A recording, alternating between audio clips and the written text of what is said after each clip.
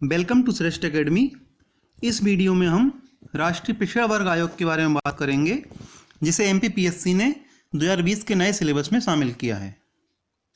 राष्ट्रीय पिछड़ा वर्ग आयोग की स्थापना राष्ट्रीय पिछड़ा वर्ग आयोग अधिनियम 1993 के अंतर्गत की गई है। इस अधिनियम के अध्याय 2 में राष्ट्रीय पिछड़ा वर्ग आयोग के गठन का उल्लेख है। राष्ट्रीय पिछड़ा वर्ग आयोग में कौन होता है? एक तो अध्यक्ष होता है, एक समाज विज्ञानी सदस्य होता है और 2 ऐसे सदस्य होते हैं जिन्हें पिछड़े वर्गों से संबंधित मामलों का विशेष ज्ञान हो। तो 2 सदस्य पिछड़ा वर्ग के मामलों के विशेषज्ञ होते हैं। एक समाज विज्ञानी होता है, एक अध्यक्ष होता है और एक सदस्य सचिव होता है। सदस्य सचिव भारत सरकार के सचिव की पंक्ति का केंद्रीय सरकार कोई अधिकारी जो वर्तमान में है या रह चुका है हो सकता है। तो इसके बाद इनकी पदावधि की बात करते हैं। अध्यक्ष या सदस्य अपने पद ग्रहण की तारीख से 3 वर्ष की अवधि तक के लिए पद धारण करता है और इस 3 वर्ष के पहले वो चाहे तो किसी भी समय केंद्रीय सरकार को अपना इस्तीफा दे सकता है, अपने हस्ताक्षर सहित लेख द्वारा अपने पद का त्यागपत्र कर सकता है। इसके अलावा केंद्रीय सरकार भी अध्यक्ष सदस्य को अपने पद से हटा सकती है। वो किन कारणों से? पहला कारण तो यह कि अगर वो दिवालिया हो गया है, दूसरा किसी ऐसे अपराध के लिए दोषी ठहराया गया है जो कारावास से दंडित किया जाता है और जिसमें केंद्रीय सरकार की राय में अनैतिक अधमता अंतर्वलित है, तो केंद्रीय सरकार उसको हटा सकती है। इसके बाद अगर वो विकृत चित्त का हो गया है, विकृत चित्त का अगर हो जाता है तो सक्षम न्यायालय की ऐसी घोषणा उसमें विद्यमान होनी चाहिए। दूसरा, कार्य करने से अगर वो इनकार करता है या कार्य करने में असमर्थ हो जाता है तो केंद्र सरकार उसको पद से हटा सकती है। आयोग से अनुपस्थिति की इजाज़त लिए बिना आयोग के लगातार 3 अधिवेशनों में, इसे याद रखिएगा, 3 अधिवेशनों में अनुपस्थित रहता है तो भी केंद्रीय सरकार उसे पद से हटा सकती है। और दूसरा, अगला लास्ट है कि केंद्रीय सरकार की राय में अध्यक्ष सदस्य अपने पद का दुरुपयोग करता है। अगर वो केंद्र सरकार को लगता है कि ये अपने पद का दुरुपयोग कर रहा है जिसके कारण उस व्यक्ति के पद पर बना रहना लोक हित में नहीं है, तो केंद्र सरकार उसको पद से हटा सकती है। तो इन कारणों से केंद्र सरकार अध्यक्ष या सदस्य को पद से हटा सकती है, लेकिन अध्यक्ष सदस्य को तब तक पद से नहीं हटा जा सकता जब तक कि उसे मामले में सुनवाई का अवसर ना दे दिया जाए। मतलब उनको हटाने से पहले उनको सुनवाई का अवसर देना आवश्यक है।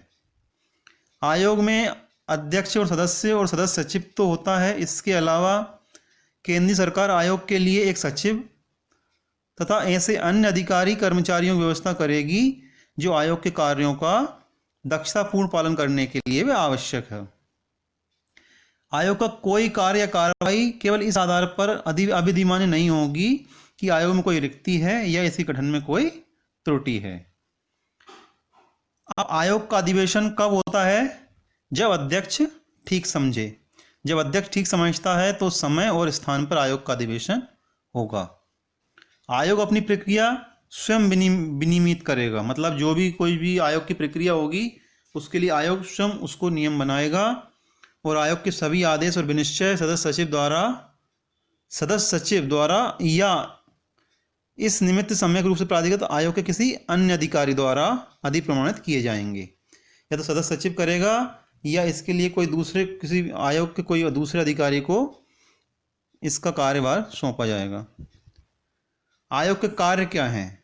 आयोग के केवल यही कार्य हैं कि आयोग नागरिकों के किसी वर्ग के सूची में पिछड़े वर्ग के रूप में सम्मिलित किए जाने के अनुरोध की जांच करेगा और ऐसी सूची में किसी पिछड़े वर्ग के अधिक सम्मिलित किए जाने या कम सम्मिलित किए जाने की शिकायत की सुनवाई करेगा। अगर कोई वर्ग है जो ये कहता है कि उसे पिछड़ा वर्ग में सम्मिलित होना चाहिए तो उसका अनुरोध लेगा, और अगर कुछ ऐसा वर्ग है जो पिछड़ा वर्ग की सूची में अधिक सम्मिलित हो गया है तो उसकी शिकायत की सुनवाई करेगा और उसके बाद केंद्रीय सरकार को वो सलाह देगा, जो आयोग को उचित लगे वो सलाह देगा। और आयोग की सलाह जो होती है वो सामान्यतः केंद्र सरकार पर आबद्ध कर होती है। सामान्यतः केंद्र सरकार उसको मानती है लेकिन केंद्र सरकार उसको नहीं भी मान सकती, ये पावर केंद्र सरकार के पास है। आयोग की शक्तियाँ। आयोग को अपने कृत्यों का पालन करते समय कौन कौन शक्ति होगी? सिविल न्यायालय को जो शक्तियाँ होती है किसी बात का विचारण करते समय, वो सारी शक्तियाँ आयोग के पास होंगी। जैसे भारत के किसी भी भाग से किसी भी व्यक्ति को समन जारी करने की शक्ति, उसे हाजिर कराना और शपथ पर उसकी परीक्षा लेना, जो सिविल न्यायालय के पास होती है ये शक्ति आयोग के पास भी है।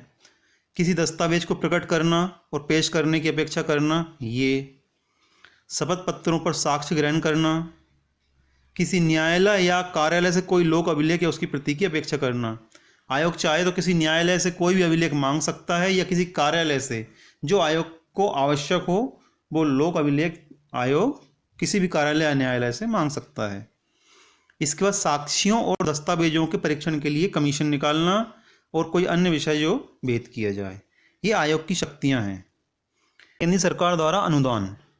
केंद्रीय सरकार आयोग के कार्य के लिए आयोग को अनुदान के रूप में धनराशि प्रदान करेगी और आयोग उस धनराशि को अपने कृत्यों के पालन करने के लिए खर्च करेगी। दूसरा है लेखा एवं संपरीक्षा।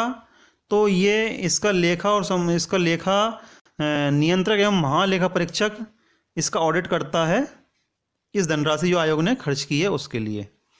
इसकी वार्षिक रिपोर्ट।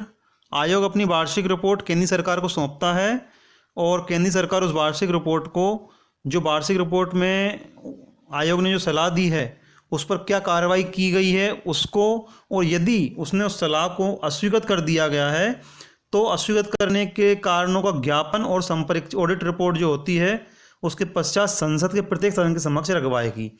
मतलब प्रत्येक वित्तीय वर्ष के दौरान आयोग अपनी रिपोर्ट देगा। प्रत्येक वित्तीय वर्ष के लिए जब आयोग अपनी रिपोर्ट देगा तो केंद्र सरकार क्या करेगी, उस रिपोर्ट को संसद के दोनों सदनों के समक्ष रखवाएगी, लोकसभा और राज्यसभा के लिए।